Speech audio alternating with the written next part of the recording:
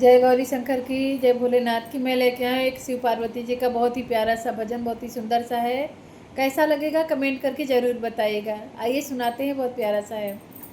खूब रोवाली हो सुसु करोवाली, खूब रोवली हो सुसु करोवाली, गौरा पीसे जाली भांगिया त खूब रोवाली, गौरा पीसे जाली भांगिया त खूब रोवाली, खूब रोवली हो सुसु करोवली, खूब रोवली हो सुसु करोवली, गौरा पीसे जाली भांगिया त खूब रोवली, गौरा पीसे जाली भांगिया त खूब रोवली। सास घर हावे ना ससुर घरे हावे, सास घर हावे ना ससुर घरे हावे, भांग छोड़ी पूड़ी पकवान भोला खई है ना, भांग छोड़ी पूड़ी पकवान भोला खई है ना, उत सिलवट पे लोढ़वा पाटा करोवली, उत सिलवट पे लोढ़वा पाटा किरोवली, गौरा पीसे जाली हो गौरा पीसे जाली भांगिया त खूब रोवली, गौरा पीसे जाली भांगिया त खूब रोवली, खूब रोवली हो सुसु करोवली,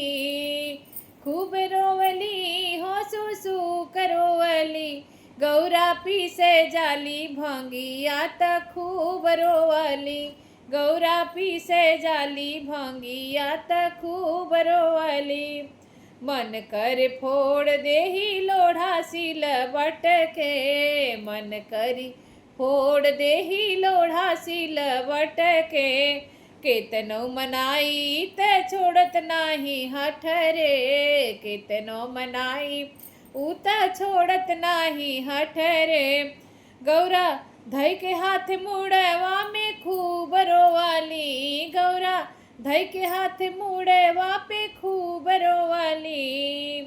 खूब रोवली हो खूब रोवली, गौरा पीसे जाली भांगिया त खूब रोवली, गौरा पीसे जाली भांगिया त खूब रोवली,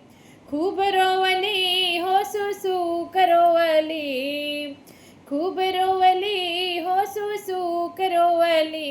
गौरा पीसे जाली भांगिया त खूब रोवली, गौरा पीसे जाली भांगिया त खूब रोवली।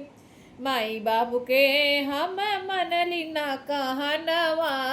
माई बाबू के ना मनली कहनवा, पढ़े पढ़त हम दिन थर हट टहल करमवा, पढ़त बाट दिन रात टहल करनवा, टहल करनवा हो टहल करनवा, करनवा अरे केहू नाही संगवा में खूब रोवली, अरे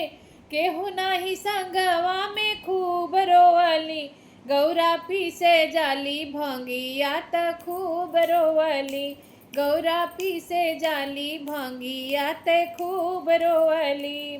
खूब रोवली हो सुसु करोवली, खूब रोवली हो सुसु करोवली, गौरा पीसे जाली भांगिया त खूब रोवली, गौरा पीसे जाली भांगिया त खूब रोवली। जय भोलेनाथ की।